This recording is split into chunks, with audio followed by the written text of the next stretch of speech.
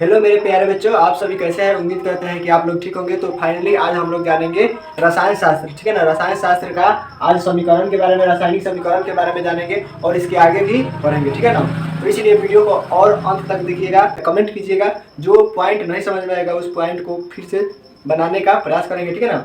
अगर वीडियो में आप नए हैं तो वीडियो को लाइक कीजिएगा, शेयर कीजिएगा, चैनल जरूर सब्सक्राइब कर लीजिएगा, ताकि जो भी हम कंसेप्ट बताएं, जो भी वीडियो बताएं, वो पूरा कंसेप्ट आपका क्लियर हो जाए। तो चलिए शुरू करते हैं, ठीक है ना।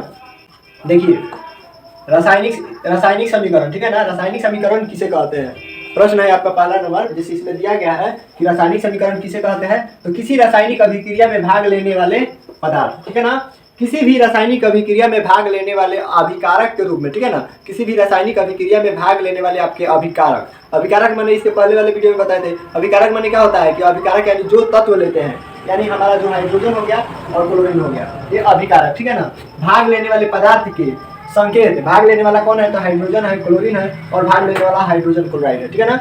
हाइड्रोजन है, क्लोरीन है और हाइड्रोजन क्लोराइड है, ठीक है ना। भाग लेने वाले यही पोजीशन है, ठीक है ना। तो किसी भी रासायनिक अभिक्रिया में भाग लेने वाले पदार्थ संकेत, ठीक है ना, संकेत एवं सूत्र, यानी जिसका जो इसका संकेत होता है, जैसे मान के चलिए हाइड्रोजन, हाइड्रोजन का संकेत क्या हुआ, H हुआ।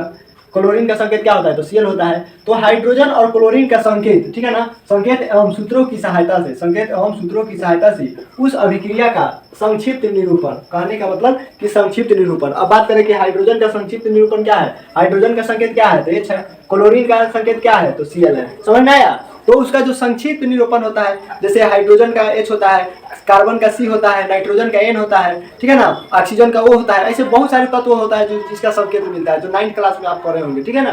तो इस हिसाब से समझे, जो जिसका संक्षिप्त निरूपण, ठीक है ना, जिसका संक्षिप्त निरूपण क्या कहलाता है, तो रासायनिक समीकरण कहलाता है, ठीक है ना। जिसका संक्षिप्त निरूपण क्या कहलाता है, तो रासायनिक समीकरण कहलाता है। यानी रासायनिक समीकरण किसे कहते हैं, तो रासायनिक अभिक्रिया में भाग लेने वाले, ठीक है ना, रासायनिक अभिक्रिया में भाग लेने वाले पदार्थों एवं संकेत एवं सूत्रों की सहायता से, संकेत एवं सूत्रों की सहायता से पदार्थों का, संकेत एवं सूत्रों की सहायता से अभिक्रिया का संक्षिप्त निरूपण क्या कहलाता है, तो रासायनिक समीकरण कहलाता है, ठीक है ना। अब उदाहरण में देखा जाए तो हाइड्रोजन और क्लोरीन के मिश्रण को जब सूर्य के प्रकाश में, ठीक है ना, क्या कौन कौन सा चीज है, हाइड्रोजन है और क्लोरीन है के मिश्रण को सूर्य के प्रकाश में जब रखा जाता है तो क्या बनता है, तो क्या बनता है आपका, तो हाइड्रोजन क्लोराइड बनता है, ठीक है ना। ये कौन सी भाषा में लिखी गई है, तो ये पूर्ण भाषा में है, ठीक है ना। ये पूर्ण भाषा में है, जो कोई भी समझ सकता है कि हाइड्रोजन और क्लोरीन को जब सूर्य के प्रकाश में रखा जाता है तो क्या बनता है, तो हाइड्रोजन क्लोराइड बनता है, ठीक है ना। अब इसका संक्षिप्त निरूपण देखा जाए तो इस अभिक्रिया का संक्षिप्त निरूपण, ठीक है ना, इस अभिक्रिया का संक्षिप्त निरूपण क्या हो सकता है, तो H2, ठीक है ना, H2 और plus Cl2, H2 plus Cl2 बराबर क्या होता है, तो 2HCl होता है, बराबर क्या होता है, तो 2HCl होता है। इसमें कौन सा चिन्ह दिया जाता है, तो तीर का चिन्ह दिया जाता है, ठीक है ना, तीर का चिन्ह दिया जाता है। तीर का चिन्ह क्या बताता है, तो तीर का चिन्ह बताता है कि अभिक्रिया की कौन सी दिशा है, यानी अभिक्रिया की दिशा को बताता है, ठीक है ना। यानी अभिक्रिया की दिशा को बताता है कि हाइड्रोजन और क्लोरीन को हमने मिलाया तो यह तीर का चिन्ह बताता है कि हाइड्रोजन क्लोराइड हमारा तैयार होगा, ठीक है ना। समझ में आया ना। तो चलिए अब इसके आगे समझते हैं। तो अब हम लोग जानेंगे रासायनिक समीकरण लिखने के नियम क्या है, ठीक है ना। तो रासायनिक समीकरण के लिखने के जो भी नियम होते हैं उस नियम को समझेंगे, ठीक है ना। देखिए, रासायनिक समीकरण लिखने के नियम, ठीक है ना। अभिक्रिया के फलस्वरूप, देखिए अभिक्रिया के फलस्वरूप अभिकारक को उनके संकेत एवं अनुसूत्रों के रासायनिक पदों में रासायनिक समीकरण के बाईं ओर लिखा जाता है। कहने का मतलब कि रासायनिक अभिक्रिया में जो भी अभिकारक होते हैं वो समीकरण के बाईं ओर लिखा जाता है, ठीक है ना। रासायनिक अभिक्रिया में रासायनिक समीकरण का जो भी अनुसूत्र होता है, जो अनुसूत्र का जो संकेत होता है, उसको अभिकारक जो होता है वो क्या होता है, वो बाईं ओर लिखा जाता है, ठीक है ना। बाईं ओर लिखा जाता है, समीकरण के बाईं ओर लिखा जाता है। दूसरा नंबर क्या है, अभिकारकों को सूत्रों के बीच क्या चिन्ह दिया जाता है, तो धन का चिन्ह दिया जाता है। यहाँ पर देख सकते हैं कि अभिकारक के बीच में जो भी अभिकारक है, पहला अभिकारक है या दूसरा अभिकारक है, इसके बीच में धन चिन्ह दिया गया है तो धन चिन्ह दिया जाता है, ठीक है ना, धन चिन्ह दिया जाता है। तीसरा नंबर क्या है, अभिक्रिया के प्रतिफलों को उनके संकेत या अनुसूत्रों के पदों में समीकरण के दाईं ओर लिखा जाता है, ठीक है ना। यानी अभिकारक, जैसे मान के चलिए यहाँ पर समझिए, ये आपका क्या है, तो अभिकारक है, ठीक है ना, ये अभिकारक है, ठीक है ना, ये अभिकारक है। तो समीकरण के बाईं बगल में है। पहला नंबर कह रहा है कि अभिक्रिया के अभिकारकों एवं संकेतों या अनुसूत्रों के पदों में रासायनिक समीकरण के बाईं ओर लिखा जाता है। तो बाईं ओर अभिकारक हो गया, ठीक है ना।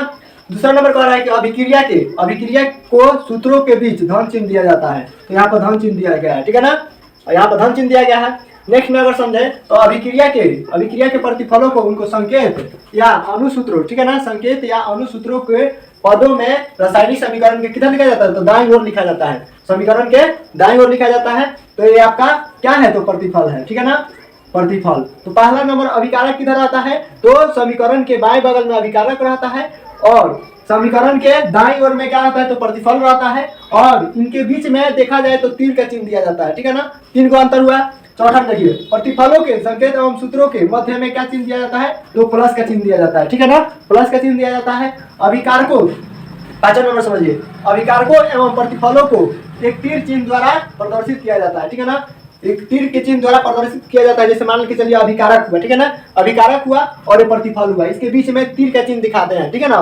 तीर का चिन्ह, आप पूछिएगा कि तीर का चिन्ह क्या करता है, तो तीर का चिन्ह यह बताता है कि AB का जो भी अभिकारक है उसके अभिक्रिया करके, यानी AB का अभिक्रिया करके, AB पदार्थ है, AB पदार्थ का अभिक्रिया करके क्या बनाया, तो नया प्रतिफल हमारा C और D बनाया, ठीक है ना, C और D बनाया। कहने का मतलब तीर का चिन्ह बताता है कि ए भी अभिकारक है और जब हम अभिक्रिया कराएंगे तो अभिक्रिया करने के बाद में हमारा CD तैयार होगा, तो CD जो तैयार होगा वो हमारा प्रतिफल तैयार होगा। समझ में आया ना, समझ में आया ना। तो इस प्रकार हम समझ सकते हैं कि रासायनिक समीकरण के लिखने के नियम क्या है। तो रासायनिक समीकरण लिखने के पहला नंबर नियम है कि अभिकारक को बाईं ओर लिखा जाता है, ठीक है ना। कोई भी रासायनिक समीकरण में भाग लेने वाले जो भी अणु होते हैं उस अणु को अभिकारक जो होता है उसके बाईं ओर लिखा जाता है, ठीक है ना। दूसरा नंबर अगर समझे तो उनके बीच में तीर का चिन्ह दिया जाता है। दो अभिकारक रहते हैं तो उनके बीच में प्लस तीर का चिन्ह दिया जाता है, ठीक है ना।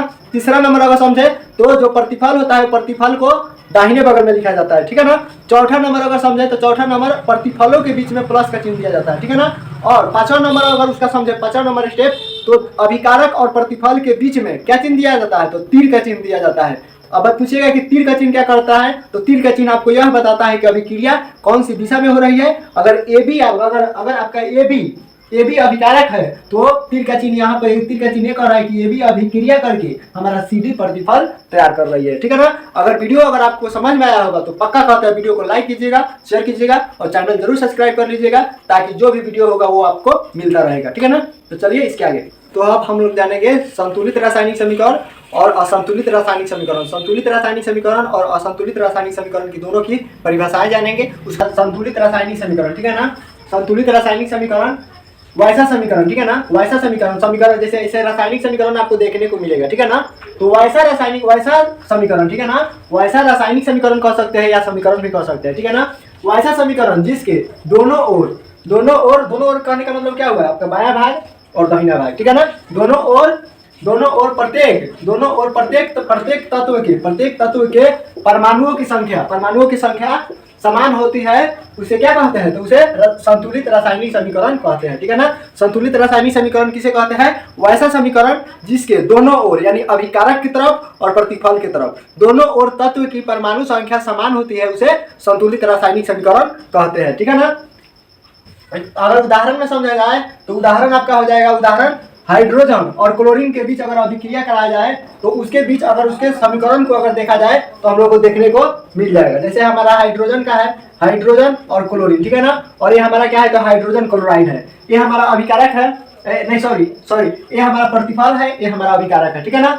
तो इनके बीच अगर तत्व के बीच अगर इसकी परमाणु संख्या देखा जाए यानी हाइड्रोजन की संख्या बायां बगल में देखा जाए तो 2 है, ठीक है ना, दाहिने बगल में देखा जाए तो 2 है, ठीक है ना। और क्लोरीन की अगर देखा जाए तो क्लोरीन के भी यहाँ पर क्या है, तो यहाँ पर क्लोरीन 2 है तो यहाँ भी 2 से गुना हो गया है, यानी यहाँ पर 2H का मतलब क्या होता है, तो मान के चलिए कि हाइड्रोजन यहाँ पर 2H हो गया है, ठीक है ना, और क्लोरीन आपका 2Cl हो गया है, ठीक है ना, 2H हो गया है और 2Cl हो गया है। तो इस हिसाब से हाइड्रोजन यहाँ पर 2 है, तो ये देखिए बाएं बगल यहाँ पे 2 है, यहाँ पर भी 2 है, ठीक है ना। इस हिसाब से यहाँ पर भी देखे तो 2 हाइड्रोजन है, यहाँ पर भी देखे तो 2 क्लोरीन है, ठीक है ना। तो इस प्रकार बाएं बगल में क्या हो गया, तो बाएं बगल में हाइड्रोजन के तत्वों की संख्या 2 हुआ, बगल 2 दाहिने बगल 2, ठीक है ना। क्लोरीन के बाएं बगल 2 और क्लोरीन के दाहिने बगल 2।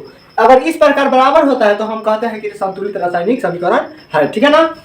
इसके हिसाब से अगर आगे चले तो ये हमारा है, देखिए मैग्नीशियम, मैग्नीशियम हुआ, मैग्नीशियम हाइड्रोजन क्लोराइड, ठीक है ना। और इसके जो अभिक्रिया हुआ है मैग्नीशियम क्लोरीन और एक हाइड्रोजन, ठीक है ना। तो इनके बीच में जो अभिक्रिया हो वहां पर देखे, वहां पर अगर देखें, ठीक है ना, वहां पर अगर देखें तो Mg, ठीक है ना। पहले लिख लेते हैं, यहाँ पे मैग्नीशियम है, कौन कौन सा है, सबसे पहले इसकी पहचान कर लेते हैं कि इसमें कौन कौन से तत्व मिलकर बना है। जैसे हाइड्रोजन क्लोराइड है, तो हाइड्रोजन क्लोराइड में कौन कौन सा तत्व है, तो इसमें कौन सा तत्व है, तो दो तत्व है, ठीक है ना, हाइड्रोजन और क्लोरीन है, ठीक है ना। इस हिसाब से देखें तो इस वाले समीकरण में कितना तत्व है, तो इस वाले समीकरण में आपका मैग्नीशियम है, ठीक है ना, एक पहला तत्व हुआ। उसके बाद में हमारा हाइड्रोजन हुआ, दूसरा तत्व हुआ। उसके बाद में हमारा क्लोरीन हुआ। 3 गो तत्व है, तो यहाँ पर 3 गो तत्व लिखेंगे। आपका मैग्नीशियम हो गया, हाइड्रोजन हो गया और क्लोरीन हो गया, ठीक है ना। अब इसमें देखना है बाएं बगल में और दाहिने बगल में देखना है कि इसकी परमाणु संख्या कितना है, ठीक है ना। हमको क्या देखना है, हमको देखना है कि इसमें परमाणु संख्या बाएं बगल और दाहिने बगल में परमाणु संख्या कितना है, ठीक है ना। अब उसको ध्यान से समझते हैं, ठीक है ना। इसमें देखें तो मैग्नीशियम अकेला है, तो मैग्नीशियम यहाँ पर 1 दे दिए। यहाँ पर भी देखें तो मैग्नीशियम अकेला है, यहाँ पर 2 इंटू नहीं है, या ना यहाँ पर है, ना यहाँ पर है और ना यहाँ पर है, यानी मैग्नीशियम क्या हो गया, आपका वन हो गया, ठीक है ना। अब बात कर लेते हैं हाइड्रोजन की, ठीक है ना, हाइड्रोजन की। तो हाइड्रोजन यहाँ पर H2 है, यहाँ पर हाइड्रोजन आपका H2 है और यहाँ पर हाइड्रोजन क्या हुआ है, तो 2 से गुना हुआ है, 2 से गुना हुआ है हाइड्रोजन, 2 से गुना हुआ है। तो यहाँ पर कितना हुआ, हाइड्रोजन 2 को हुआ, यहाँ पर हाइड्रोजन 2 को हुआ, यहाँ पर हाइड्रोजन 2 को हुआ कि नहीं, यहाँ पर हाइड्रोजन 2 को हुआ कि नहीं, तो इसीलिए यहाँ पर लिखेंगे हाइड्रोजन 2, हाइड्रोजन 2, ठीक है ना। अब बात कर ले क्लोरीन की, तो क्लोरीन की भी बात कर ले, तो क्लोरीन का क्या है, तो क्लोरीन भी 2 से गुना हुआ है, क्लोरीन का भी 2 से गुना हुआ है, क्लोरीन का 2 से गुना हुआ है, क्लोरीन का 2 से गुना हुआ है। और यहाँ पर Cl2 है, क्या है, तो यहाँ पर आप देख सकते हैं, यहाँ पर Cl2 है, ठीक है ना, Cl2 है। तो यहाँ पर Cl2, यहाँ पर क्लोरीन 2 है और यहाँ पर क्लोरीन 2 है, तो क्या हुआ, यहाँ पर 2 हो जाएगा कि नहीं, यहाँ पर 2 हो जाएगा, यहाँ पर 2। अब बताइए, अब समझ में आया कि नहीं। अब देखिए तो बाएं बगल और दाहिने बगल दोनों और तत्वों की परमाणु संख्या क्या हुआ, बराबर हुआ। तो कौन सा समीकरण हुआ, तो संतुलित रासायनिक समीकरण हुआ, ठीक है ना। अब देखते हैं थोड़ा असंतुलित रासायनिक समीकरण और उसकी परिभाषा है। असंतुलित रासायनिक समीकरण क्या हो जाएगा, वैसा समीकरण जिसके दोनों ओर तत्व की संख्या, दोनों ओर तत्व की संख्या क्या होती है, असमान होती है, यानी दोनों ओर तत्व की संख्या देखा जाएगा तो बराबर नहीं रहेगा, दोनों ओर तत्व की संख्या देखा जाएगा तो बराबर नहीं रहेगा, उसे क्या कहते हैं, तो असंतुलित रासायनिक समीकरण कहते हैं। उसे क्या कहते हैं, तो असंतुलित रासायनिक समीकरण कहते हैं, ठीक है ना।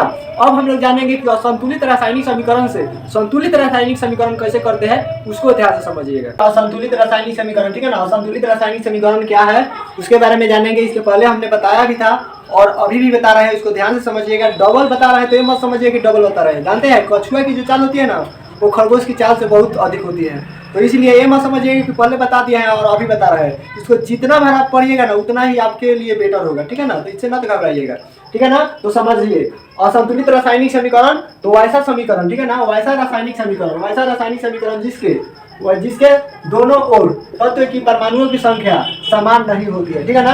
वैसा रासायनिक समीकरण जिसके तत्व के दोनों ओर, जिसके तत्व के संकेत के दोनों ओर परमाणुओं की संख्या समान नहीं होती है, ठीक है ना, परमाणुओं की संख्या समान नहीं होती है, उसे असंतुलित रासायनिक समीकरण कहते हैं, ठीक है ना। जैसे इस समीकरण को अगर हम देखें तो इससे पता चल जाएगा कि ये समीकरण असंतुलित है। क्यों असंतुलित है, तो देखिए H2O2 और यहाँ पर दिया है H2 और O जो है अकेला है, ठीक है ना। तो यहाँ पर अगर देखें तो H2 में देखा जाए तो H2 2 है बायां बगल, ठीक है ना, ये आपका बायां भाग हुआ, ये आपका दायां भाग हुआ, ठीक है ना। तो बायां भाग अगर हाइड्रोजन की संख्या देखा जाए तो हाइड्रोजन की संख्या कितना है, 2, तो यहाँ पर कितना लिख देंगे, 2 लिख देंगे, ठीक है ना। अगर ऑक्सीजन की संख्या देखा जाए H2, तो H2 अगर देखा जाए तो H2 कितना है, तो H2 आपका 2 है, तो 2 लिख देंगे। बायां बगल तो 2 आ गया। अब चलते हैं दाहिने बगल में। अब दाहिने बगल में देखते हैं कि क्या होता है। तो दाहिने बगल में देखें तो H2 कितना है, 2, तो क्या करेंगे, यहाँ पर हमने 2 लिख दिया, ठीक है ना। अब बात कर लेते हैं क्या चीज का, तो O का। तो O कितना है, वो आपका अकेला है, वो अकेला है। अगर वही बात अगर यहाँ पर दिया होता तो ये सबसे गुना हो जाता, यहाँ पर दिया होता तो सबसे गुना हो जाता, लेकिन ये दिया है कहाँ, तो यहाँ पर दिया है और ये 2 दिया है, नीचे दिया है, यानी हाइड्रोजन के लिए डबल दिया है, ऑक्सीजन के लिए डबल नहीं दिया है, ठीक है ना। तो इस प्रकार ऑक्सीजन कितना हो जाएगा, तो ऑक्सीजन आपका 1 हो जाएगा, ठीक है ना। ऑक्सीजन क्या हो जाएगा, ऑक्सीजन आपका 1 हो जाएगा, ठीक है ना। इस प्रकार अगर समझे तो और भी समीकरण को हम देख सकते हैं जिसमें अंतर क्या है। तो देखिए नेक्स्ट समीकरण है आपका KCl, ठीक है ना, पोटेशियम क्लोरीन और ऑक्सीजन। इसमें देखना है कि तत्व कौन कौन सा है, ठीक है ना। इसमें तत्व देखना है, एक है आपका पोटेशियम, ठीक है ना, एक है क्लोरीन और एक है आपका ऑक्सीजन, ठीक है ना। इसमें भी वही चीज है, सेम है। अब इसमें क्या करना है, बाएं भाग में और दाहिना भाग में, ये बायां भाग हुआ, ठीक है ना, ये बायां भाग हुआ और ये आपका दाहिना भाग हुआ, ठीक है ना। अब बायां भाग में कौन कौन सा तत्व है देखें तो क्या है, तो आपका पोटेशियम है, ठीक है ना, पोटेशियम है। उसके बाद में अगर देखें तो क्या है, तो क्लोरीन है। उसके बाद में देखें तो क्या है, तो ऑक्सीजन है। अब इसमें देखें तो इसकी संख्या कितना है, एक यहाँ पर है, एक यहाँ पर है। इसकी संख्या कितना है, एक यहाँ पर है, एक यहाँ पर है, ठीक है ना। तो यहाँ पर एक लिख दिए, एक यहाँ पर लिख दिए और एक यहाँ पर लिख दिए, ठीक है ना। जब इसकी बाद वाली बात समझे तो इसकी बाद वाली बात समझे तो क्लोरीन, क्लोरीन क्या है, यहाँ पर एक है, ठीक है ना, क्लोरीन यहाँ पर एक है। तो हमने क्या किया, एक रख दिया, एक रख दिया, ठीक है ना। अब देखिए ऑक्सीजन की बारी, ऑक्सीजन यहाँ पर कितना है, देखिए तो ऑक्सीजन यहाँ पर कितना है, 3 को है और ऑक्सीजन यहाँ पर कितना है, तो 2 है। तो देखिए तो मतलब ये तो संतुलित रासायनिक समीकरण क्या असंतुलित रासायनिक समीकरण है। तो यहाँ पर 3 हो गया और यहाँ पर 2 हो गया। अब समझ में आ गया। तो यहाँ पर हम अंतर देख रहे हैं कि यहाँ पर पोटेशियम बाएं बगल में एक है, दाहिने बगल में एक है, क्लोरीन बाएं बगल में एक है, दाहिने बगल में एक है। लेकिन ऑक्सीजन को देख रहे हैं तो ऑक्सीजन बाएं बगल में 3 है और दाहिने बगल में 2 है। इसीलिए संतुलित समीकरण है कि असंतुलित समीकरण है, तो इसलिए एक आ जाएगा तो असंतुलित रासायनिक समीकरण हो जाएगा, ठीक है ना। तो चलिए इसकी बात समझते हैं, जानेंगे। तो अब हम लोग जानेंगे रासायनिक समीकरण, ठीक है ना, रासायनिक समीकरण को संतुलित करना, ठीक है ना। अब हम लोग जानेंगे कि असंतुलित रासायनिक समीकरण को संतुलित रासायनिक समीकरण हम कैसे चेक करेंगे और कैसे रासायनिक समीकरण को हम लोग असंतुलित रासायनिक समीकरण को संतुलित रासायनिक समीकरण में हम लोग बदलेंगे, ठीक है ना। अब हम लोग इसके बारे में जानेंगे, ठीक है ना। तो देखिए संतुलित रासायनिक समीकरण के दोनों ओर तीर के बाईं और दाईं बगल दोनों ओर परमाणुओं की संख्या समान होती है। सबसे पहले हमको ये जानना है कि सबसे पहले हमको ये पहचानना है कि कौन सा रासायनिक समीकरण संतुलित है और कौन सा रासायनिक समीकरण असंतुलित है, ठीक है ना। इसके बारे में जानेंगे। तो इसके लिए हमने क्या जाना है, तो इसके लिए हमने पहले से भी जाना है कि तत्व के जैसे इसके पहले हम लोग जाने हैं कि रासायनिक समीकरण के दोनों ओर तत्व की संख्या क्या होती है, समान होती है, उसे संतुलित रासायनिक समीकरण कहते हैं, ठीक है ना। तो इसके अनुसार अगर देखा जाए तो द्रव्यमान की अनस्वरता नियम के अनुसार अगर देखा जाए, ठीक है ना, तो रासायनिक अभिक्रिया में, ठीक है ना, रासायनिक अभिक्रिया यानी द्रव्यमान की जो अनस्वरता का नियम जो होता है, जो 9th क्लास में हम लोग पढ़े हैं, तो उस नियम के अनुसार रासायनिक अभिक्रिया में न पदार्थ का निर्माण होता है, ठीक है ना, न कोई पदार्थ का निर्माण, जैसे रासायनिक अभिक्रिया करते समय न कोई पदार्थ का निर्माण होता है, ठीक है ना, और न ही किसी पदार्थ का नाश होता है, यानी न ही कोई पदार्थ का खत्म होता है, ठीक है ना। अगर हाइड्रोजन 2 है तो अभिक्रिया के बाद भी 2 रहेगा, समझ में आया ना, जैसा कि संतुलित रासायनिक समीकरण में आप लोग समझे हैं, ठीक है ना। तो क्या हुआ, तो रासायनिक अभिक्रिया में पदार्थ का न निर्माण होता है और न ही नाश होता है, ठीक है ना।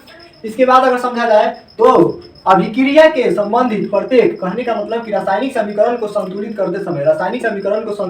करते समय 2 बातों पर ध्यान देना आवश्यक होता है। पहला नंबर बात क्या है, तो पहला नंबर बात है कि अगर आपको असंतुलित रासायनिक समीकरण को संतुलित रासायनिक समीकरण में बनाना है तो उसके लिए सबसे पहले आपको जो भी तत्व होता है सबको संकेत याद होना चाहिए। जो भी तत्व का संकेत होता है सभी का संकेत याद होना चाहिए, तभी आप समझ पाएंगे। अगर नहीं याद होगा तो वही आपको समस्या आ जाएगा। जो 9th क्लास के तालिका में आपको मिल जाएगा, 9th क्लास के बुक में आपको तत्व के संकेत मिल जाएंगे, ठीक है ना। तो उस बुक में भी आप देख सकते हैं, अगर आपको याद है तो और भी बढ़िया है, ठीक है ना। तो सबसे पहले अभिक्रिया से संबंधित प्रत्येक पदार्थ के संकेत एवं सूत्र याद होनी चाहिए, ठीक है ना। अगर इसके बाद में अगर देखा जाए तो बाईं ओर संकेतों के अधोलिखित अंक के समीकरण को संतुलित करते समय बदल सकते हैं। कहने का मतलब कि बाईं ओर हुआ, दाहिना बगल हुआ, अगर कहीं भी देखते हैं, जैसे मान के चलिए कि H2 है, H2 प्लस मान के चलिए कि O2 है और यहाँ हमारे ऊपर क्या हो गया, H2O हो गया, तो यहाँ पर क्या कर सकते हैं, बाईं बगल हम सुधार सकते हैं या दाहिना बगल सुधार सकते हैं। तो यहाँ पर अगर यहाँ पर E मिटा दे तो H2 + O बराबर कहा जाएगा, तो H2O, ये हमारा संतुलित हो जाएगा। तो इस प्रकार से मिल जाएगा, इस प्रकार से हम कर सकते हैं, बाईं बगल भी सुधार सकते हैं, ठीक है ना। अब कह रहा है कि अनुमान द्वारा संतुलन विधि किसे कहते हैं, ठीक है ना। एक अनुमान द्वारा संतुलन विधि होता है, उसको भी समझना है। रासायनिक समीकरण को संतुलित करने की एक सरल विधि होती है, ठीक है ना। रासायनिक समीकरण को संतुलित करने की एक सरल विधि होती है, जिसे क्या कहते हैं, तो अनुमान द्वारा संतुलन विधि कहते हैं। ठीक है ना, balancing by heat and trial method, ठीक है ना। अब समझेंगे कि इस विधि द्वारा आखिर मान के चलिए कि अनुमान द्वारा संतुलन विधि है, तो अनुमान द्वारा संतुलन विधि क्या है, आखिर इसका प्रयोग क्या है, इसको विस्तार से समझते हैं, ठीक है ना। तो इसके देखिए, इस विधि द्वारा समीकरण के से संबंधित पदार्थों के संकेत एवं सूत्रों के ठीक पहले गुणक का प्रयोग होता है। क्या चीज का प्रयोग होता है? गुणक का प्रयोग होता है, ठीक है ना। गुणक का प्रयोग होता है, गुणक का प्रयोग किया जाता है। इसका प्रयोग करते समय यदि दोनों ओर परमाणुओं की संख्या समान हो जाए, अगर गुणक, कभी कभी ऐसा भी होता है कि मान के चलिए कि इस तरफ अगर 2 दिया है, इस तरफ 2 दिया है, मान के चलिए यहाँ पर 2 दिया है, तो इसको क्या कर सकते हैं, जैसे मान लो यहाँ पर H2 दिया है, यहाँ पर भी 2 दिया है, H2 इस प्रकार से दिया, तो क्या करेंगे, ऐसे गुणक का प्रयोग करेंगे, 2HO बनाए। गुणक का प्रयोग क्या होगा, यही गुणक का प्रयोग करता है। कोई भी तत्व, कोई भी संख्या में गुणक का प्रयोग क्या हो गया, जैसे 2HCl, यानी HCl से क्या हो गया, 2 से गुना हो गया, यही गुणक का प्रयोग होता है, ठीक है ना। जैसे मैंने कोई भी, जैसे मान के चलिए H2 हुआ और प्लस Cl2 हुआ, ठीक है ना, H2 हुआ और Cl2 हुआ, अगर आपको इस प्रकार से दिया जाए, यहाँ पर HCl दिया जाए तो समीकरण संतुलित नहीं है। H2 और Cl2 अगर देखा जाए तो समीकरण संतुलित नहीं है, और वही अगर यहाँ पर 2 से गुना कर देंगे तो दोनों ओर संख्या क्या हो जाएगा, तो बराबर हो जाएगा, संतुलित हो जाएगा। समझ में आया ना। तो इस प्रकार हमको समझ सकते हैं। आज वीडियो आपका इतना ही तक, फिर हम लोग मिलेंगे अगले वीडियो में। तब तक के लिए आप सभी का बहुत सारा थैंक यू, ठीक है ना। अभी तक अगर आपने हमारे चैनल को लाइक नहीं किया है तो लाइक कीजिए और शेयर कीजिए, और चैनल को सब्सक्राइब जरूर कर लीजिएगा। अगर सब्सक्राइब कर लिए हैं तो और भी बढ़िया है, ताकि आपको जो भी वीडियो होगा वो पूरा वीडियो आपको मिलता रहेगा, ठीक है ना। तो इसमें आप कमी नहीं कीजिएगा, क्योंकि बहुत मेहनत लगती है वीडियो बनाने में। अगर आप लाइक और शेयर नहीं कीजिएगा ना तो बहुत मेहनत बेकार हो जाएगा, ठीक है ना। तो आप भी मेहनत कीजिए, ईमानदारी से पढ़िए, और मैं भी ईमानदारी से पढ़ाऊंगा, ठीक है ना। तो इसमें आप कमी ना कीजिए। चलिए, थैंक यू।